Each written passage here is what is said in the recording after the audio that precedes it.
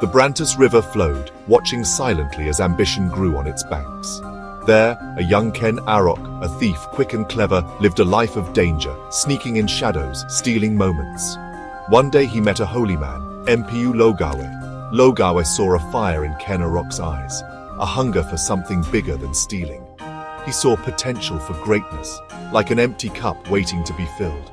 Logawe took him in, teaching him to fight, training him in the ways of power. But it seemed fate had a different path for him. Ken Arok saw Ken Dedes, the wife of Tunggul Amatung, the leader of Tumapel. Her beauty, they said, shone like the morning sun, captivating everyone. A prophecy said she would be the mother of kings, a future queen. Ken Arok, filled with ambition and desire, vowed to make her his. Tunggul Amatung, not knowing the danger coming, continued to rule.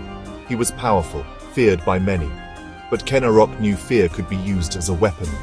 He would use Tunggul Amatung's fear and Ken Dedes' beauty to create his own destiny. Ken Arok, wanting power, and Ken Dedes found Mpu Gandring, a famous dagger maker. He asked for a special dagger, one that could kill with a single touch. Gandring, seeing the darkness in Ken Arok's heart, put a terrible curse on the weapon.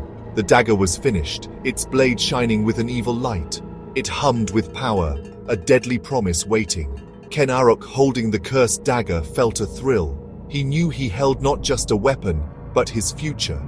Ken Arok gave the Kris to Kebo Ijo, a strong and loyal man. He knew rumors of its power would spread. The trap was set.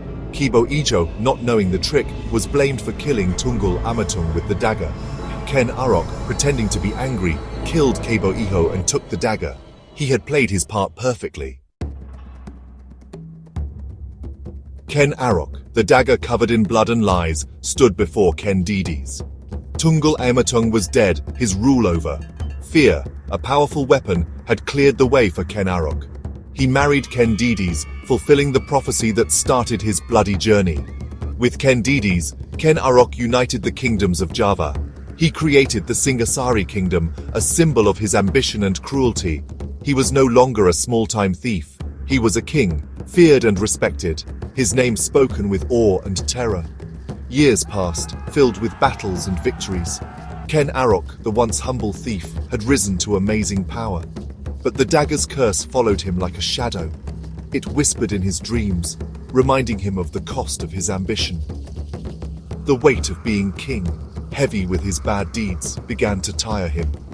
He had everything he wanted, but he couldn't find peace. The curse felt like a debt that could only be paid with blood.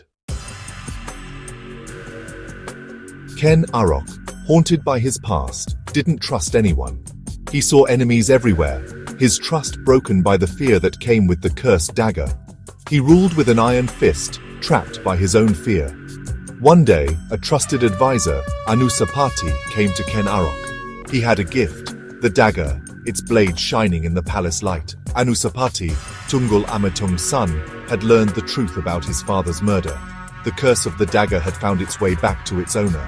Ken Arok, lost in his fear, didn't see the danger. He reached for the dagger, drawn to its familiar weight. Anusapati struck. The cursed blade pierced Ken Arok's heart, ending his reign as quickly as it began. As Ken Arok died, he saw Mpu Gandring, the dagger maker, his eyes cold and knowing. The prophecy had come true.